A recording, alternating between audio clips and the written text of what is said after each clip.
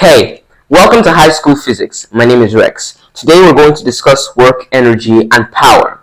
Normally we use work in our everyday sentences. I want to go to work, or my car isn't working well, or I want to do so and so work. But in physics, work has a standard definition, in the sense that work is when a force moves an object in the direction of that force. So if I have a brick in front of me and I push the brick, I've used the push force. And that push force pushes the brick in the direction of the push force. So it's something like this. I have a brick here, and then I push this brick, and then the brick moves in the direction of the force in which I pushed the brick. Alright? And from this definition, work is gotten by the force multiplied by the distance. So the greater the force, the more the work. And the greater the distance, the more the work. Now the greater the force and the distance is the greater the work. So let me write that formula. Work is equal to force multiplied by distance. In some cases, the distance might not just be horizontal. Sometimes the distance can be in an angle. In this case, we multiply the distance by cos theta. And theta in this case is the angle that is created. So it can either be work is equal to the force multiplied by the distance if it's moving horizontally, or force multiplied by distance multiplied by cos theta if it's moving in an angle that is not flat, which is 0 degrees or 180 degrees. One thing you must note is from Newton's second law of motion, which states that force is mass times acceleration. So if the way you get force, which is measured in newtons, is multiplying, let me clean this off, is multiplying mass by acceleration. Alright, so the greater the mass, the more the force. The greater the acceleration, the greater the force. Now, mass is measured in kilograms. Acceleration is measured in meters per second squared, or meters per second negative 2. And when these are multiplied, you get kilograms meter per second. Wait, let me write that down. Kilograms meter per second squared, which is either this or in newtons, named after Isaac Newton. So what are some examples of work? So let's say I was pushing a block at a distance of 10 meters, and the force I used for pushing the block is 10 newtons. What is the work done? Well, remember that work is gotten by force and distance. So the force here is 10 newtons, and the distance is 10 meters. So if we multiply 10 newtons by 10 meters, we're going to get 100 newton meters. That is the unit for work. 100, remember, newtons, which is force, multiplies meters, which is the distance. Remember, distance is length, and length is measured in meters. That is the unit for length. So newtons multiplied by meter is going to give you newton meter. So this is 100 newton meter. So we're talking about work because remember I said we use work in our everyday sentences. Let's say you carried a box and placed it on top of your head and stood in one particular position for the next 3 days or even 3 weeks. Would you have done work? In your case, you would have said, yes, I've done a lot of work. But physics would say you haven't done any work. Now, why is this? So in the case when I was talking about force multiplied by distance, well, I said that work is gotten by the force which pushes an object in the direction of that force. So it's force multiplied by distance. The distance can either be horizontal or vertical. In this case, when you picked up the box and placed it on your head, the only way you would have done work is if you went upward, which means that you're beating gravity, which is like you're pushing the object upward. That way you would have done work. But you just placed it on top of your head and stood there. Even if you moved sideways, you haven't done any work. Because, let me give you an example. This work, let's say we just carried this block and placed it on top of our head. Work is gotten by the force multiplied by distance multiplied by cos theta. Alright? And how you place the box is in a 90-degree angle. Now, the theta here is 90. So let's replace that in our formula. Force multiplied by distance multiplied by cos 90. Cos 90, or cos 90 degrees, is 0. So it's basically saying force multiplied by distance multiplied by 0, which, if 0 is here, then everything here is going to be 0. So the work done is 0. Unless you started flying upwards with the box on your head, then you would have done work. But in this case, if you can't fly, I'm sorry, no matter how long you stay in that same position, you haven't done any work. Now, the unit for work is in joule. It was discovered by James Prescott Joule, or it's named after James Prescott Joule, an English physicist who studied the relationship between heat and mechanical energy. So what about energy?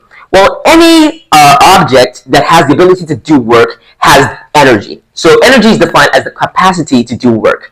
Now, energy can either be stored in somebody or be passed from somebody to something else. So there are different forms of energy. There's nuclear energy, solar energy, atomic energy, light energy, electrical energy, chemical energy, and even mechanical energy. But we're going to focus on mechanical energy. Mechanical energy is divided into two groups. It's divided into, not two groups, it's divided into two. It's divided into potential energy and kinetic energy. So here we're going to call potential energy PE, and we're going to call kinetic energy KE.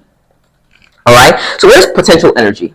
Potential energy is the energy an object has when it is at rest. So if a boy is just standing in a field, the boy has potential energy because the boy isn't in motion but is at rest. And the boy has energy within that person, and that is potential energy. But kinetic energy is when an object has energy while it's in motion. So if a dog is running across that field, the difference between the energy in the dog and the energy in the boy is that the boy has energy stored within it while it's at rest, and the dog has energy within it while it's in motion. That is kinetic energy. So how do we find potential energy?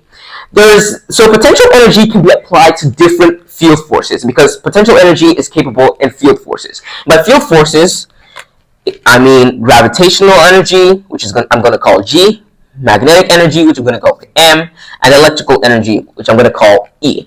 Now, there's gravitational potential energy, there's magnetic potential energy, and there's electric potential energy because these force fields can make an object have the ability to have potential energy while it's at rest. So here's an example. So an object, I'm going to talk about gravitational potential energy first. So gravitational potential energy is the energy an object has when it is a distance away from its reference point. So its reference point can either be above its reference point or below its reference point. So here's an example. If I say that the ground is my reference point and an object is above the ground, this object has gravitational potential energy because I'm using the ground as the reference point and it has to be a distance away, which is a distance either above or a distance below. So let's try above first. It has gravitational potential energy is dependent on the height from the ground, which is called h. It's dependent on the mass of the object, which is called m, and then it's dependent on the gravity that the object has, the gravity the gravitational acceleration has on the object, which acts downward. I'm going to call this g. Alright, and so this object must be standing on a particular type of surface above its reference point. So gravitational potential energy, which we're going to call GPE, is gotten by the mass multiplied by the gravitational acceleration multiplied by the height. This is how we find potential energy in general. Mass of the object multiplied by the gravitational energy multiplied by the height. And remember that I told you that the object can either be above the reference point or below the reference point. So let's give it another example. This is an object above its reference point. So let's say that this was water and there's a scuba diver beneath the water. And let's say the scuba diver is here. Alright, the distance from the surface of the water to where the scuba diver is the height, which is the distance away from the reference point, the mass of the scuba diver, and the gravitational acceleration it has on the scuba diver, which is going to call g. So gravitational potential energy is equal to the mass multiplied by the gravitational acceleration multiplied by the height. This is how we find gravitational potential energy or potential energy in general. Now this can also be applied to other force fields. So an example is when an object is at rest in a magnetic field called magnetic potential energy. And then there's also an example of when a charged body is at rest in an electric field called electric potential energy. But what about kinetic energy? So let me write potential energy right here. Potential energy is the mass multiplied by the gravitational acceleration multiplied by height.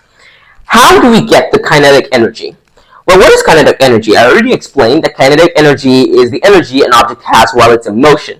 And we already defined that work is a force when a force pushes an object in the direction of that force. So if kinetic energy has energy stored within it while it's in motion, it's practically doing work while it's in motion. So kinetic energy is the same thing as doing work. So how do we find kinetic energy, or what is the formula for kinetic energy?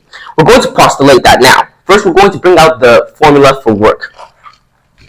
Work is gotten by the force multiplied by the distance, which is work, right? And remember that force is mass times acceleration. This is Newton's second law of motion. So work is equal to mass multiplied by acceleration, and then we'll multiply that by the distance as well. This is another formula for work. Now, one of the equations for motion is distance. So one of distances, displacement's equations for motion is velocity squared equals the initial velocity squared plus 2AD. Here, V here is the final velocity, which I'll call VF. Here, U is the initial velocity, which I'll call VU. Here, A is the acceleration, which I'll call ACC. And here, D is the displacement. So I'll just say displace. And now we want to make D the subject of the formula so that we can impute it into this work formula. So to make D the subject of the formula, we have to take U to the other side. So it's going to be V squared minus U squared is equal to 2AD. And to separate D from the rest of the formula, we're going to divide both sides by 2A, right? So 2A cancels 2A here, and then D is the subject of the formula. Let me write that down. D is equal to V squared minus U squared over 2A. Alright, so now we have D as the subject of the formula.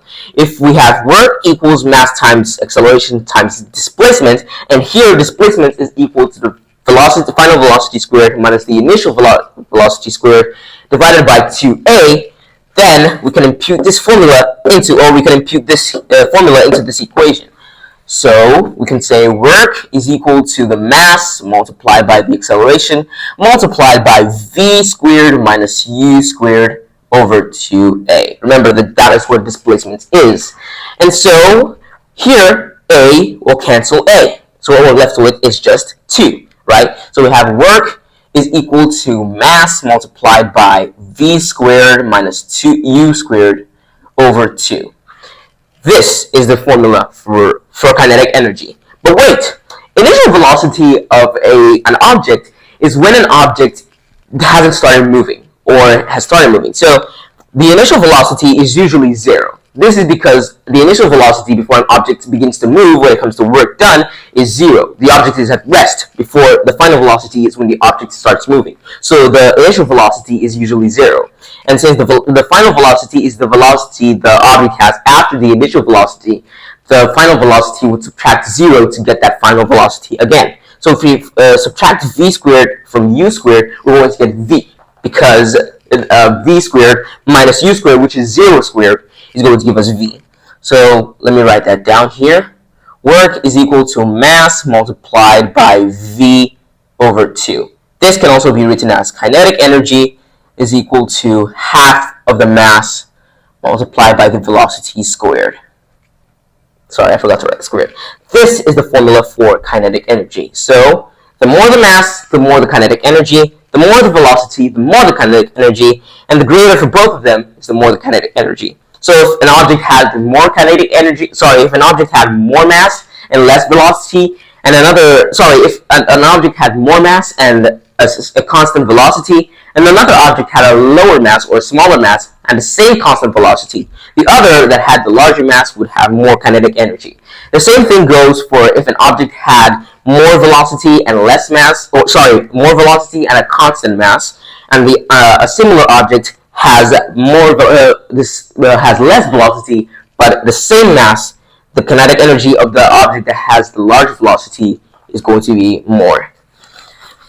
Alright, there are different forms of energy like I already spoke about before, but when we're talking about kinetic energy, there's a law called the law of conservation of energy. This means that energy can neither be created nor destroyed, it is simply transformed. So you might think that, if I was swinging a pendulum can't swing forever. That doesn't mean that the energy has disappeared. The energy has been transferred into other forms, like either sound energy, or heat energy, or light energy, just giving some examples. They haven't been lost, they've actually just been transferred into other different forms of energy.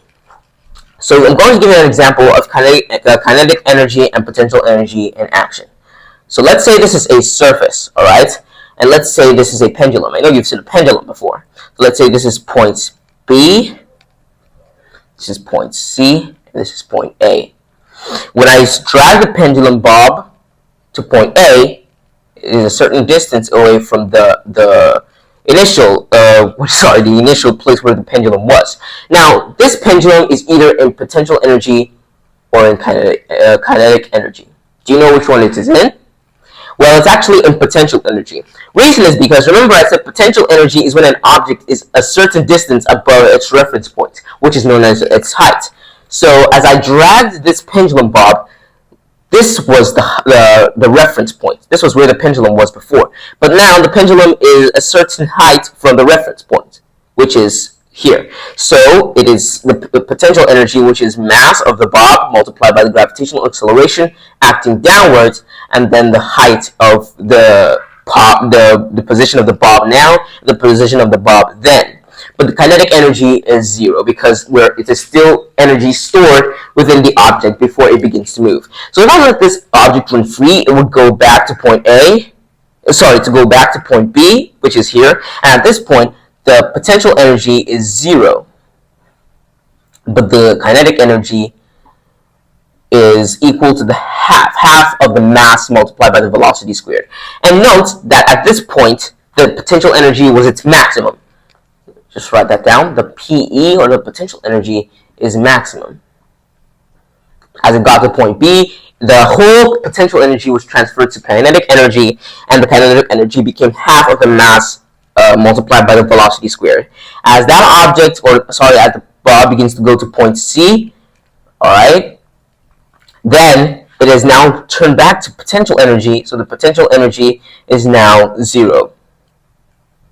And here the kinetic energy is maximum. Before it begins to go, so it's going like this and this and this. So from here, it started with potential energy because there was energy stored within the pendulum. It went here where the kinetic energy was transferred from potential energy to kinetic energy, and then from here to point C, the kinetic energy was maximum before it went back to potential energy. Now let's discuss power. Power is the rate at which work is done. So from this definition, power, which I'll call P, is equal to the work done divided by the time, or the total time taken for the work to be done. I'll let you take this down. This is the formula for power. Okay, work, which is measured in joules, and time, which is measured in seconds, makes the unit for power be joules per second. Another standard unit for power is watt. Watt was named after James Watt, a Scottish inventor and mechanical engineer. There are different units used for power, and not just watts. There's kilowatts, which is 1,000 watts. There's megawatts, which is 1 million watts. It's time for questions. Normally, when I talked about the forms of energy, I said in the law of conservation of energy, can be transformed from one form of energy to another, because energy is never lost. It is neither created nor destroyed, but only transformed from one form of energy to another. So, for example, if I had a torchlight, energy isn't lost. When I turn on the torchlight, it has gone from chemical energy in the battery to electrical energy to light energy. So it is practically transformed energies and hasn't lost any, just went into different forms of energy. So state two more transformational forms of energy, which is where energy goes from one form to another form to another form. I'll just give you one more example so you can know what I'm talking about. When you're using a solar panel, the solar panel traps the sunlight or the photons from the sun and transfers that to electrical energy, which you use in the house. So this is practically solar energy to electrical energy. If you enjoyed this video, please like, subscribe, and share with at least 3 people who you know don't have access to basic education or who is bold enough to explore homeschool. And I'll see you in the next class.